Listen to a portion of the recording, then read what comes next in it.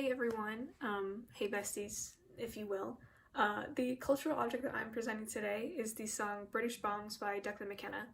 Declan McKenna is a British musician and he released a song in 2019. A lot of his songs actually express his political beliefs or just are a critique on social tensions, political tensions, other stuff like that. I think it's really cool.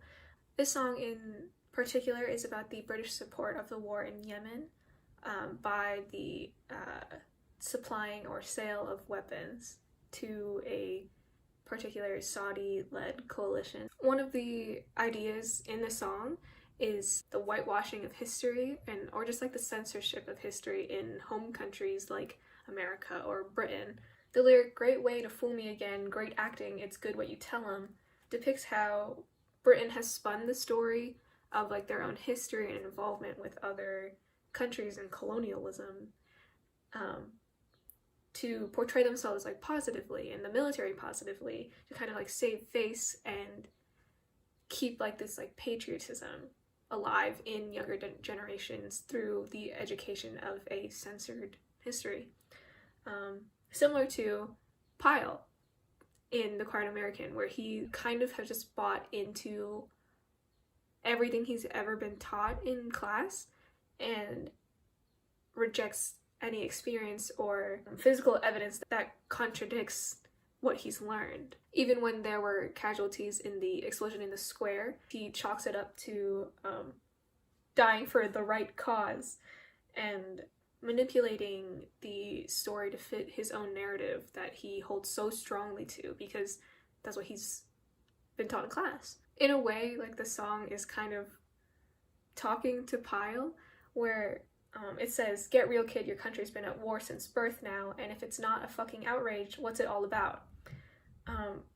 It's almost speaking to the listener or youth that are kind of blinded by this patriotism or blind faith in how great of a country they are and this clean history that they have, and kind of forcing the questioning of the intent of war or the morality of war that their country is participating in. More broadly, British Bombs is kind of questioning the use of violence in general to benefit Britain and further their projects and ideas, and just questioning the government's authority in general.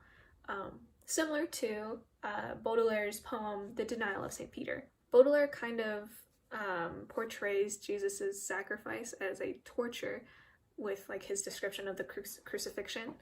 His descriptions of it make the reader almost uncomfortable with the way he describes it as to feel your body's horrifying weight, lengthen your arms to feel the blood and sweat, itching your noble forehead pale with fate, and as a target to the world beset.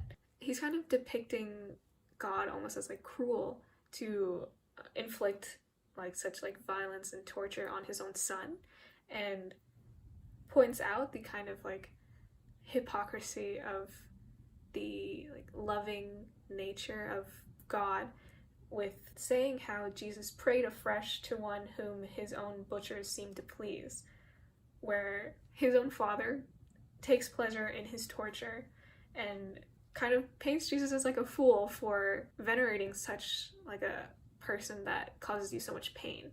It's kind of asking the reader why are you glorifying such a thing like this? Why do you support violence like this? Similarly, McKenna kind of highlights the hypocrisy of Britain with the line, "Great Britain won't stand for felons, great British bombs in Yemen," where Britain advocates for peace and being anti-crime, anti-violence within its own borders, yet supports a war overseas. Both Baudelaire and McKenna are kind of depicting these higher authorities, the British government and Christianity, as kind of cruel and critiquing their decision to commit such violent actions. They both kind of continue on about the use of violence in general and discuss the way the British government and Christianity uses people.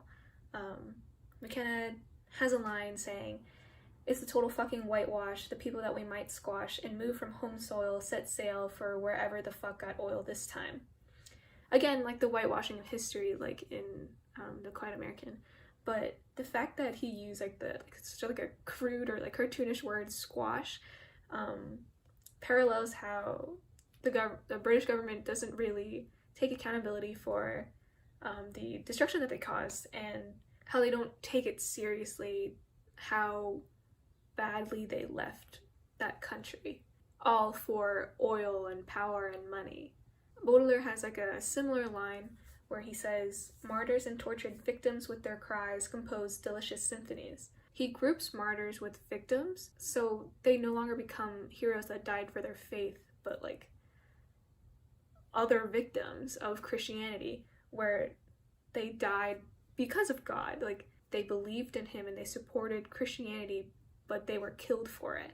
And it no longer becomes heroic anymore. It becomes like a sad thing, a cruel thing. And the angels, heaven, God, whatever, are kind of benefiting from that because they make delicious symphonies with their cries of like torture, hurt, anger, pain. So in all, British Bombs kind of has this theme of the individual versus the institution, where it's questioning the authority of the government and its involvement in Eastern or international affairs, and questioning like the morality of being involved in things like that.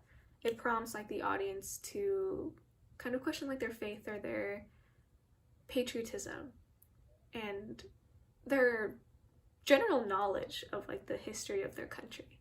That's why I think it belongs in this course. It's clearly a very like political song, and I think it's interesting that he brought it up now in a time of like heightened awareness of like historical faults of the West, and just like and how younger generations are kind of learning more about the bad things that have been covered up by education or textbooks and everything. I really recommend listening to the song, like in general. I think it's a good song.